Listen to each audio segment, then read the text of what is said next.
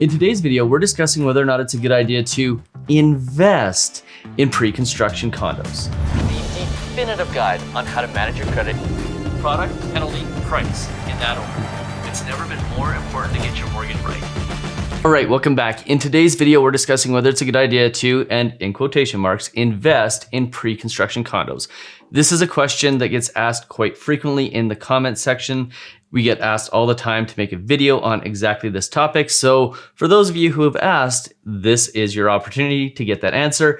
And you're probably not going to love the answer that I give. But before we get into it, do me that favor, hit that subscribe button, hit that notification bell, and please hit that like button so more people like you can see this video. And don't forget about our race to 25,000 subscribers, where when we get to 25,000 subscribers, we're gonna give away $5,000 to one lucky winner, but you have to be subscribed to win. So go ahead, click that subscribe button. It's free, it's easy, it's definitely worth it.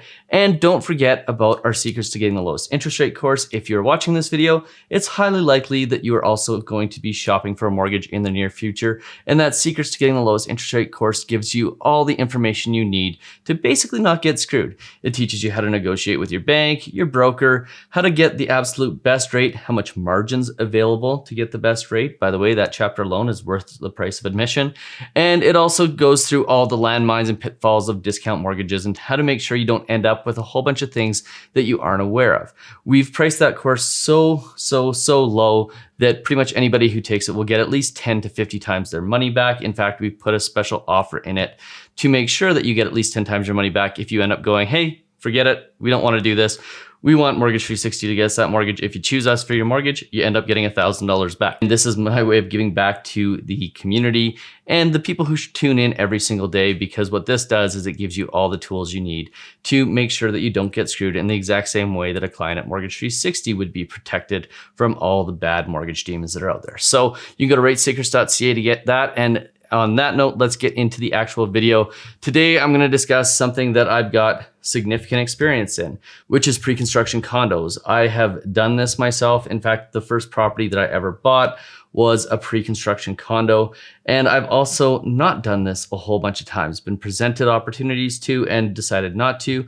And on top of that, we've had a lot of clients that have gone through this process and have both been really successful and have gotten burnt. So let me start first and foremost by telling you the personal story that I have. So back in, I believe it was about 2002, I've got other videos that I've done on this on the channel where you can go back and look, and the exact dates are there and so on and so forth. But back in about 2002, I purchased a pre-sale condo myself at the age of 19. At the time, I was just licensed as a mortgage broker, and it was going to take about 2 years to build this property. And after some delays and some other things that inevitably happen when you're buying pre-construction, in 2005, October of 2005, I took possession of a beautiful condo that overlooked the mountains. Absolutely gorgeous. I'd bought it for about $220,000, put 5% down, and I ended up selling it for about $275,000 and netted about $50,000, which is money that, still is in properties today that I've invested in other properties. And it was a really great learning experience because, one, you learn that when you buy pre-construction, nothing ever goes as the salespeople say it will, and it took significantly longer for them to actually build it. But what was really interesting was what happened between 2005 and 2006. And if I would have held on to that property for just another 8 months, I would have made another $150,000. That was just as the Calgary real estate market started to run out. And basically, I got the heck out of that property as fast as I could because, quite honestly, it was something that I didn't think I could afford at the time. And as a result, I missed out on a pretty significant amount of profits because I got out of that property. Now, just after that, I started looking around for other pre-builds because I thought, hey, this is a really easy idea.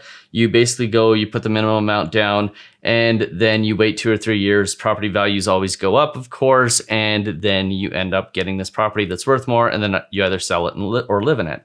And, I went through that process of searching for other condos. And the question that kept coming back up in my mind, and keep in mind, I've recently at this point graduated with an economics degree, so I know all of the questions to ask myself about what I think is going to happen in the market. And the question that kept coming up was, what if it doesn't go up? What if it goes down? And I started looking at what would happen if the market went down and what I would be liable for and so on and so forth. And At the end of the day, I ended up not making the decision to purchase another new build. And the reason why I'll get to in a couple minutes here, but the reality of it was I just looked at it and went, the risk factor is way too high here. Now, fast forward a couple of years, we get to about 2009, 2010. At this point, I've been mortgage brokering for, I believe it's about 5 or 6 years at that point. I started in 2003. So at this point, it's been about 5 or 6 years. And at the time, we've got this growing company. I'm the youngest lead planner ever invited to join one of the prestigious companies that's in the industry at the time. And, I'm getting pretty well known. And at the exact same time, the condo market and the real estate market in Calgary starts to tank.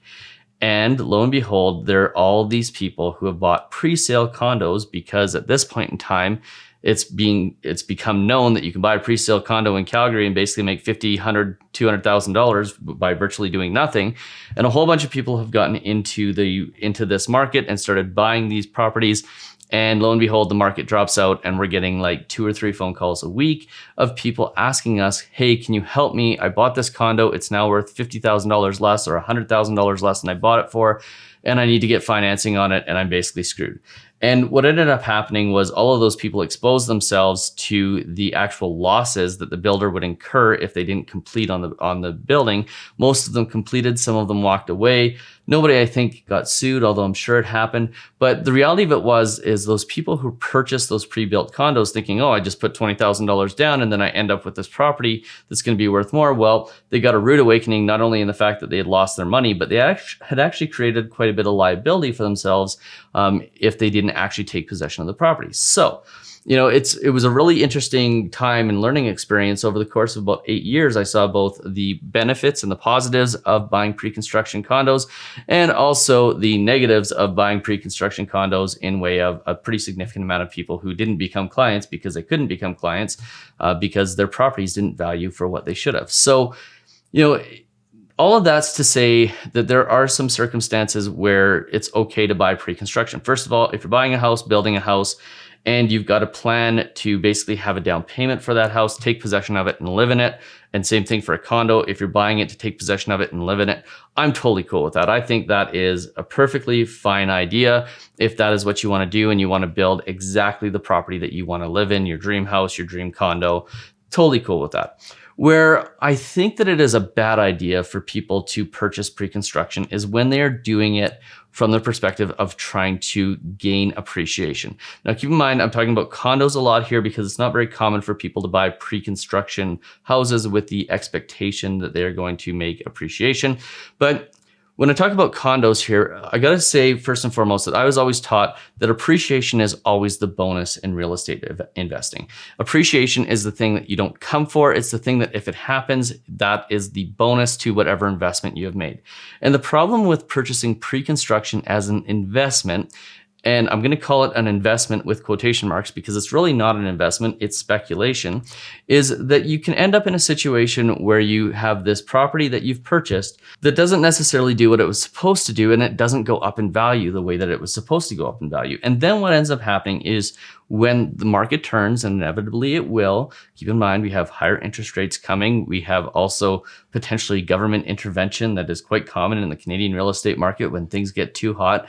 All of these things end up creating this exposure for you. And if you're basically speculating on increased values in condos, you're exposing yourself to a whole bunch of different things. 1 is delays. 2 is, again, government intervention. 3 is the market turning. 4 is higher interest rates.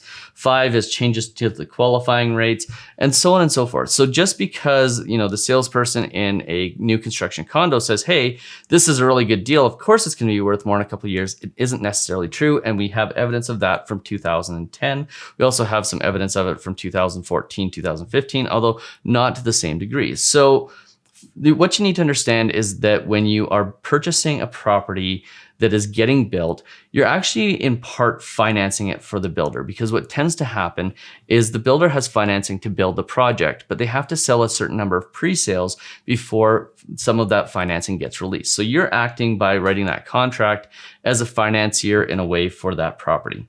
And then you're basically having a 1, 2, 3 year period where your money is tied up. you don't have any expenses by way of mortgages, but your money is tied up and you are at the whim of the builder, you're at the whim of the lender for the builder, you're at the whim of the market, you're at the whim of interest rates, and you have very little control other than the hope that the values will go up. Now compare that in contrast to buying a building right next door that's already built. Well, you buy that building, you know immediately that you can get financing on it, because if you can't buy it. You're buying it for probably a pretty similar price to what you would be paying for the new build anyways.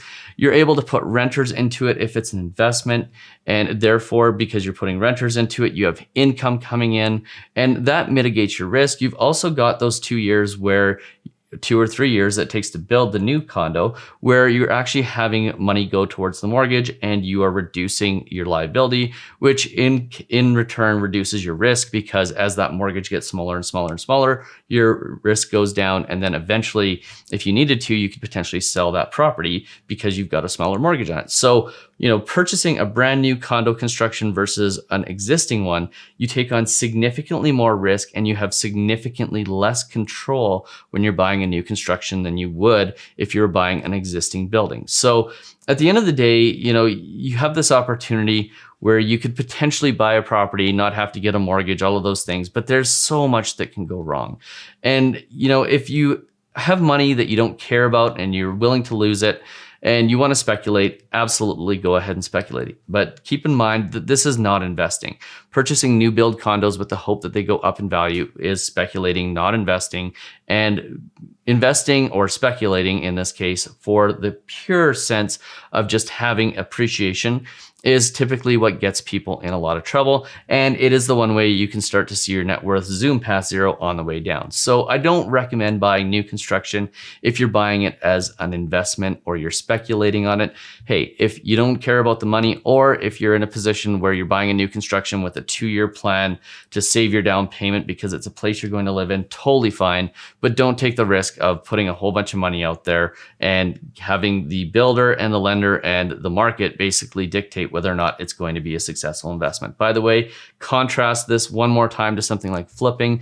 Flipping is something where you have a property that's already built, it needs some work, you're gonna make some improvements, you do the calculation, you figure out your improvements are gonna cost this much, they should add this much value. That is investing with the intent of gaining some capital gains from the actual improvements that you make. That, even though it's risky, in my mind, is still significantly less risky than doing something like buying a brand new pre-construction. So if you found this video useful, and I sincerely hope you did, I sincerely hope that you're able to learn from a little bit of my experience and the experience of our non-clients, because again, they weren't able to get their financing when the property values went down. Then do me a favor, hit that subscribe button, hit that notification bell. Please hit that like button so more people like you can see this video. Don't forget about that race to 25,000 subscribers, and we'll see you on the very next one. Cheers.